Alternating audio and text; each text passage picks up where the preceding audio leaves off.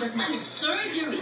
Therefore, ergo, ipso facto flagrante dito madam sa tatang swerte beni di na ichikin si pangsit mami o loni. So, kinsa nag-artista, malalaman mo orin na sura na mga artistang matanda. Before they had a facelift, nose lift, or even bust lift at iba pang mga physical enhancement procedures. Madam Chair, hosting po kami. Nakaupo lang kayo dyan at katabi nila. Okay, Madam Chair, ang question ko po is, bakit po parang galit na galit kayo sa mga showbiz dynasty? Ano po bang ayaw niyo sa showbiz dynasty? First, I really believe that we should give a chance to others. And they should not monopolize the industry. And second, just like mga political dynasties na nagtatayo ng mga private army, and so I admit that.